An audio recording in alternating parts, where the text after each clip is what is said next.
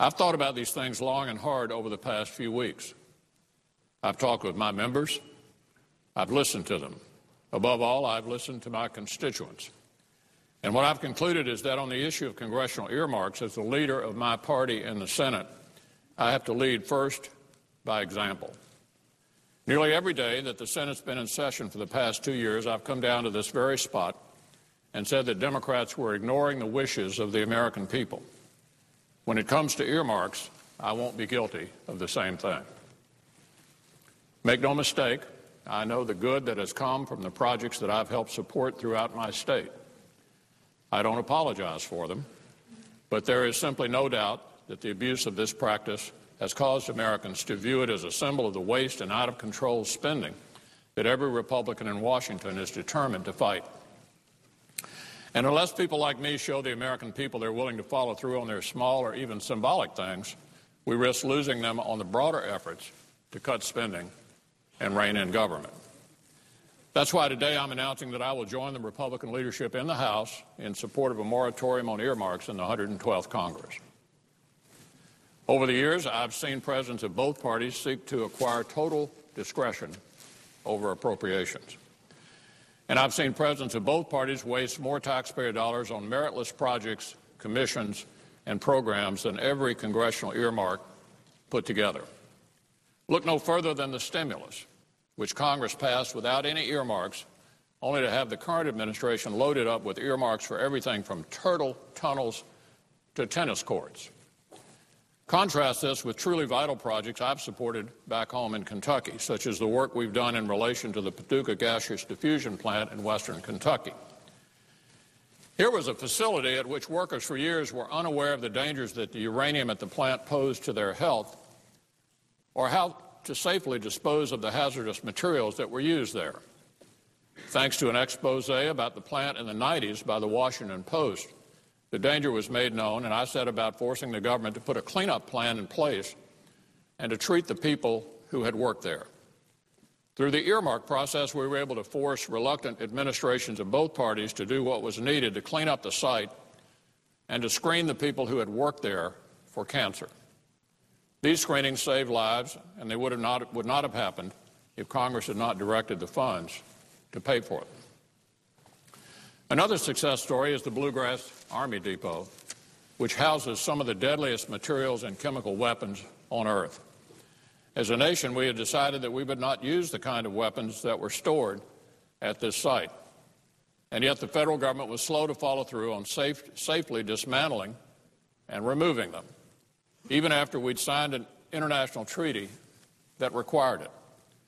But thanks to congressional appropriations, we're on the way to destroying the chemical weapons at the site safely and thus protect the community that surrounds it. Administrations of both parties have failed to see the full merit in either of these projects, which is one of the reasons why I have been reluctant to cede responsibility for continuing the good work that is being done on them and on others to the executive branch. So I'm not wild about turning over more spending authority to the executive branch. But I've come to share the view of most Americans that our nation is at a crossroads, that we will not be able to secure the kind of future we want for our children and grandchildren unless we act and act quickly. And that the only way we will be able to turn the corner and save our future is if elected leaders like me make the kinds of difficult decisions voters are clearly asking us to make. Republicans in and out of Washington have argued strenuously for 2 years that spending and debt are at crisis levels, and we've demonstrated our seriousness about cutting spending and reining in government. For example, every Republican on the Senate Appropriations Committee voted against every appropriations bill in committee this year because they simply cost too much. Most included funding for projects in our home states. We voted against them anyway. Banning earmarks is another small but important symbolic step that we can take to show that we're serious, another step on the way to serious and sustained cuts in spending and to debt. Earlier this month, voters across the country said they are counting on Republicans to make tough decisions. They gave us a second chance. With this decision, I'm telling them that they were right to put their trust in us. It's my fervent hope that it will help demonstrate to the American people in some way just how serious Republicans are about not letting them down. Republican leaders in the House and Senate are now united on this issue, united in hearing what the voters have been telling us for 2 years and acting on it. This is no small thing. Old habits aren't easy to break, but sometimes they must be. And now is such a time. With a $14 trillion debt and an administration that talks about cost-cutting but then sends over a budget that triples the national debt in 10 years and creates a massive new entitlement program, it's time for some of us in Washington to show that in every way possible that we mean what we say about spending. With Republican leaders in Congress united, the attention now turns to the President. We have said we are willing to give up discretion. Now we'll see how he handles spending decisions.